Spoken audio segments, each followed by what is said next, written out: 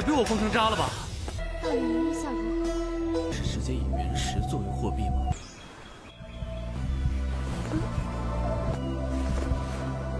你瞧，真像。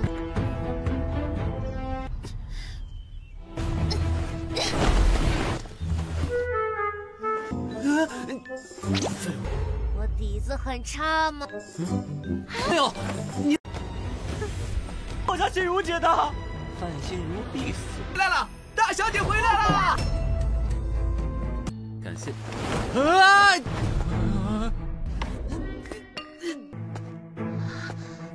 师傅说的对呀。你们phần天古国每座郡城。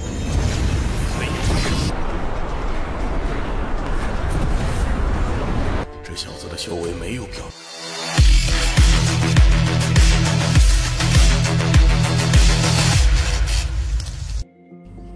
Halo semua, selamat datang di Ruang Sinema. Bagaimana kabar kalian semua? Semoga selalu sehat dan baik-baik saja.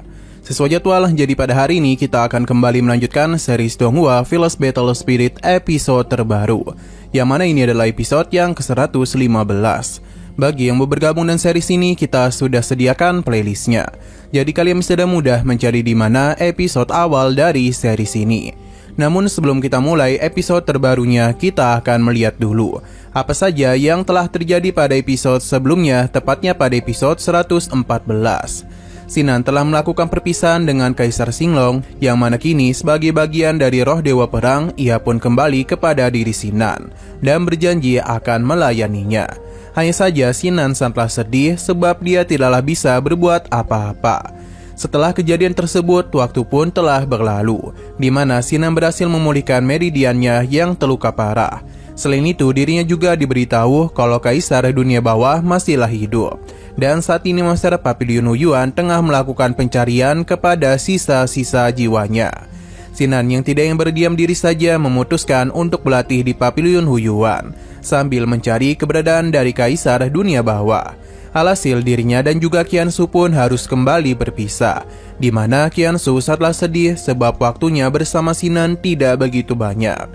Meskipun begitu, dia tetaplah memberikan dukungan kepadanya. Sekarang kita akan melanjutkan episode terbarunya. Kita dibawa ke sebuah tempat yang di sana tengah terjadi sebuah pertarungan antara seorang gadis berhadapan dengan seorang monster, berhadapan dengan seekor monster iblis yang besar. Ia ini dapat berbicara. Kekuatan dari monster ini tidaklah main-main, bahkan serangan gadis ini tidak mudah dia atasi. Bahkan harus membuat gadis tersebut terluka parah. Tidak berhenti sampai di situ saja, pria yang juga ada di sana menjadi ketakutan, karena kini hanya tinggal ia seorang saja. Untuk kondisi dari gadis ini juga tidak baik-baik saja. Ia pun berharap kalau seniornya itu bisa menahan monster ini dalam beberapa waktu. Akan tetapi seniornya itu justru memilih untuk melarikan diri dan meninggalkannya. Alhasil kini monster tersebut pun kembali melancarkan serangan kepadanya.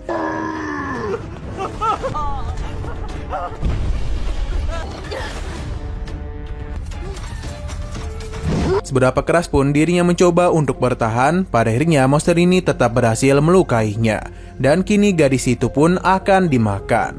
Untung saja di detik-detik terakhir, Sinan pun datang untuk bisa menyelamatkannya. Alhasil monster tersebut pun dibuat terpental olehnya. Kesal atas apa yang telah Sinan lakukan, monster tersebut pun segera menghajarnya. Namun Sinan bisa dengan mudah mengatasinya dengan tangan dari roh Dewa Perang. Alhasil monster tersebut dengan mudah dia kalahkan.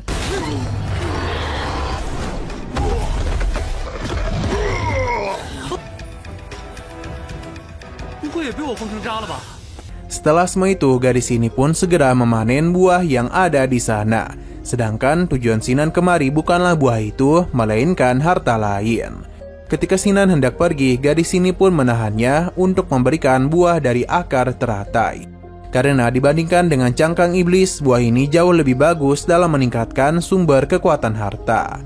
Ia juga berterima kasih atas bantuan yang sebelumnya Sinan berikan, karena jika tidak, mungkin dia itu akan meninggoy.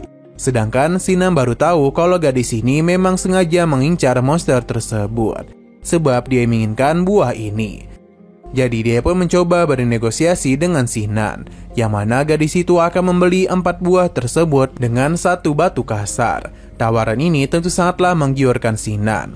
Meskipun sempat terkejut, tapi gadis itu memang menunjukkan batu kasarnya. Alhasil 4 buah tadi pun dia berikan kepadanya.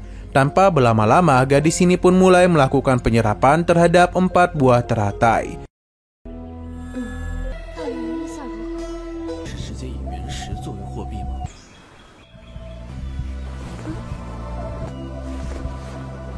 Sedangkan Sinan tertarik melihat apa yang sedang dia lakukan. Hartanya pun telah dia keluarkan karena buah ini dapat memperbaiki harta dengan cepat. Tidak mau ketinggalan, Sinan juga akan melakukan hal yang sama.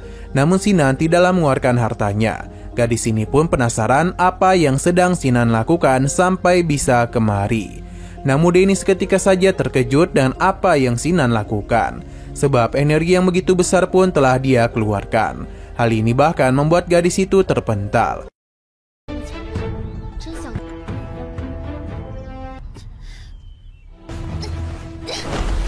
Sinan sepertinya memanfaatkan buah ini untuk bisa meningkatkan kekuatannya.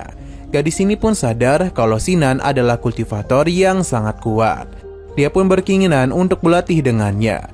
Setelah semua itu, Sinan pun telah selesai melakukan penyerapan dan dirinya merasa telah mengalami penerobosan. Ia baru sadar telah melukai gadis ini. Jadi Sinan pun segera meminta maaf karena ia tidaklah sengaja.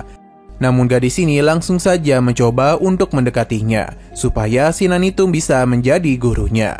Tentu sikapnya tersebut membuat Sinan terkejut. Meskipun Sinan ini masih muda, namun gadis ini tetap ingin belajar darinya. Berhubung sikapnya itu sudah terlalu berlebihan, Sinan pun menjadi takut dan mencoba untuk menjauh darinya. Tapi gadis ini tidak pernah membiarkan hal itu terjadi, karena bagaimanapun dirinya harus menjadikan Sinan sebagai gurunya. Dengan begitulah kekuatannya pasti bisa meningkat. Gadis ini pun meminta Sinan untuk tidak menganggap dirinya buruk. Hanya saja perhatiannya malah teralihkan kepada gunung indah milik gadis itu. Sinan pun mencoba untuk menahan pandangannya dan sepertinya dia itu telah salah paham. Padahal gadis itu hanya minta diajari saja, bukan mau diapa-apakan. Alhasil Sinan pun sadar kalau gadis ini hanya ingin menjadi muridnya saja. Gadis itu pun senang karena Sinan baru saja memuji pondasi yang dirinya miliki.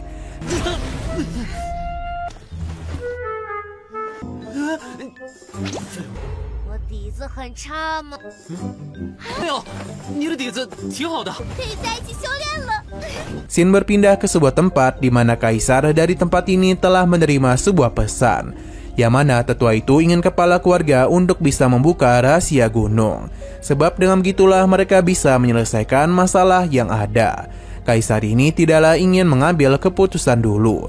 Ia akan memikirkan hal itu dan baru memberitahunya kepada tetua ini. Ia pun mempersilakannya untuk turun dulu. Sepertinya tetua ini tidaklah mempermasalahkan hal tersebut. Sedangkan kaisar ini masihlah kepikiran mengenai tindakan apa yang harus dirinya ambil. Apakah dirinya memang harus membuka rahasia tersebut? Sesaat kemudian, senior dari gadis sebelumnya telah datang kemari sambil meminta pertolongan kepada sang kaisar, di mana dia pun memberitahu kalau hal buruk telah terjadi kepada putrinya. Mendengar hal ini tentu saja membuat kaisar menjadi panik.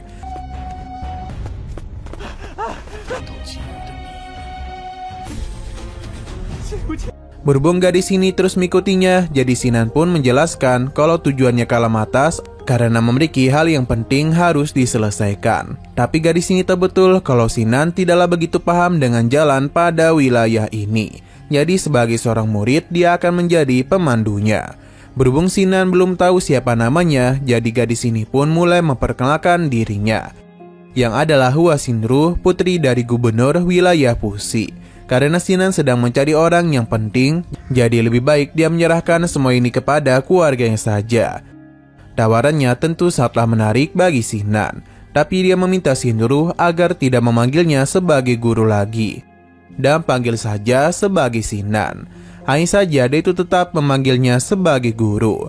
Kembali kepada pemimpin wilayah ini, yang mana Ketua Fan sangatlah marah sebab putrinya ditinggalkan sendiri di hadapan monster iblis. Hanya saja pria itu berkata kalau Xinru sendiri yang memintanya untuk kembali demi bisa mencari bala bantuan.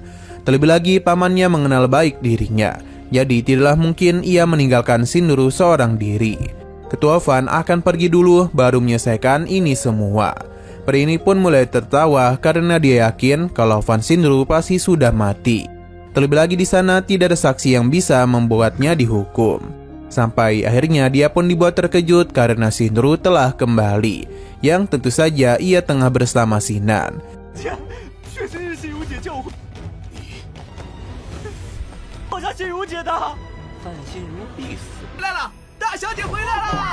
Shinru memberitahu kalau markas aliansi perdagangan terletak di ibu kota Kekaisaran kuno Fengtian, tepatnya di wilayah Jiawei. Sedangkan tempat ini tidaklah memiliki cabang dari aliansi bisnis. Sesaat kemudian ayahnya pun datang untuk melihat kondisi dari putrinya. Ia pun terkejut karena Shinru baik-baik saja, padahal Denny sudah sangatlah khawatir kepadanya. Selain itu, ia sepertinya mengenali Sinan, namun ia mencoba untuk menyembunyikan hal ini dan bagaimana mungkin putrinya berani mengundang pria asing ke rumah mereka. Shinru memberitahu kalau Sinan bukanlah pria asing, melainkan sosok guru yang telah menyelamatkannya. Seharusnya ayahnya itu berterima kasih kepadanya, karena jika tanpa Sinan, ia tidaklah mungkin bisa kembali ke rumah. Berhubung Fan sudah kembali kemari, jadi Sinan pun berencana untuk pergi. Hanya saja Shinru segera menahannya, karena bagaimanapun Sinan harus menjadi gurunya. Ketua Fan pun mendekati mereka yang membuat Sinan sedikit panik. Tapi alih-alih menyerang mereka, Ketua Fan justru berterima kasih banyak kepada Sinan. Selain itu, ia juga mengizinkannya untuk tinggal di sini.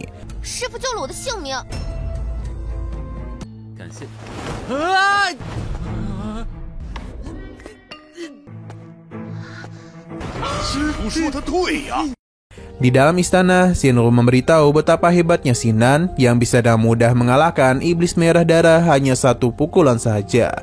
Padahal alam bawah memiliki ki yang lemah dibandingkan dunia atas. Jadi sudah jelas kalau Sinan merupakan bakat yang hebat. Nah, terlihat kalau pria ini sudah dihukum oleh Ketua Fan. Shinru yakin di bawah bimbingan Sinan, dirinya pasti bisa menguasai seluruh daratan timur dan mencapai puncak seni bela diri. Sinan pun terdesak mendengar keinginannya, karena bagaimanapun tujuannya kemari hanyalah mencari keberadaan dari beberapa temannya saja. Setelah semua itu, dirinya akan pergi. Namun Ketua Fan tidak berniat untuk membiarkan Sinan pergi. Terlebih lagi dia itu tahu siapa ia sebenarnya. Ketua Fan pun menjelaskan kalau negara kuno Fengtian sangatlah luas dan memiliki ratusan kota. Jikapun ia sudah memberitahu para pemimpin wilayah lainnya, mencari teman Sinan tetaplah sulit. Seakan-akan mencari jarum di lautan. Setidaknya mereka membutuhkan beberapa waktu untuk bisa menemukan mereka. Selain itu, ia juga berterima kasih atas bantuan Sinan yang telah menyelamatkan putrinya. Mungkin tanpa kehadirannya, ia tidak akan bisa melihat putrinya lagi. Ketua Fan pun meminta Sinan untuk menghadiri Cave Heaven Beyond yang akan dilaksanakan dalam 2 hari lagi.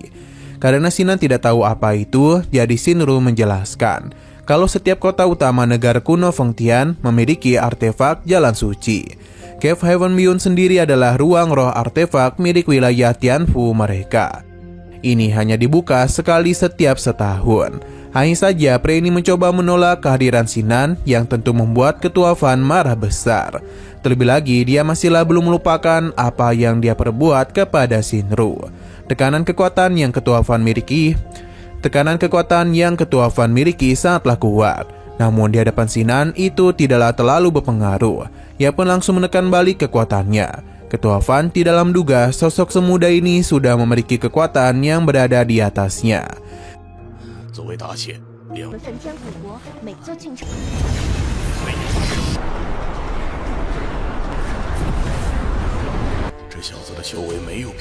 Ketua Fan akan menunggu leluhur mereka keluar dari pengasingan baru bisa mengambil tindakan apa yang harus dia lakukan kepada Sinan. Ketua Fan pun meminta maaf karena sudah terlalu berlebihan. Shinru pun meminta ayahnya untuk memperbaiki sifat pemarahnya. Ketua Fan mengerti, hanya saja dia tidaklah menduga kalau Sinan benar-benar memiliki bakat yang hebat. Ia menjadi tidak heran mengapa Shinru menjadi begitu tertarik kepadanya. Sinan pun mulai curiga kalau dirinya akan dijodohkan dengan Shinru. Terlebih lagi sikap Ketua Fan sangatlah baik kepadanya. Jadi daripada kejauhan, Sinan pun berterima kasih atas kebaikan Ketua Van. Selain itu, dirinya juga senang bisa berlatih dalam ruang roh artefak Jalan Suci. Ini tentu merupakan kesempatan besar baginya. Hanya saja Sinan itu ingin pergi. Shinuru pun mencoba menahannya dan memberitahu kalau latihan di dalam Cave Heaven Beyond akan meningkatkan kekuatan bertarung. Jadi Shinuru berharap Sinan tidak melepaskan hal itu. Karena putrinya sudah berkata seperti ini, jadi Ketua Van pun mencoba untuk menahan Sinan. Bahkan dia berencana untuk memberikan hal lain lagi untuk bisa membalas budi atas kebaikan Sinan. Ketua Van pun berencana menjadikan Sinan sebagai tetua kehormatan keluarga Van.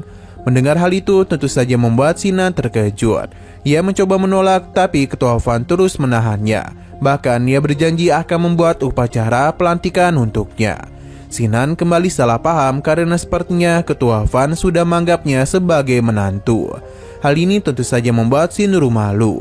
Hanya saja seseorang pun datang kemari dan episodenya pun harus bersambung dulu.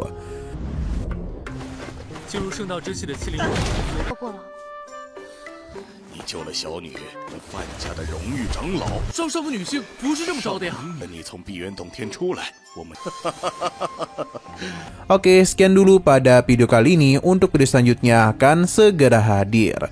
Jadi bagi kalian yang ingin mengikuti series ini, langsung saja klik subscribe dan aktifkan loncengnya. Terima kasih yang sudah menonton video sampai habis. Jika kalian suka pada video ini, klik like dan share ke teman-teman kalian tentang channel ini. Dan ditunggu aja kelanjutannya. Oke, sampai jumpa di video selanjutnya.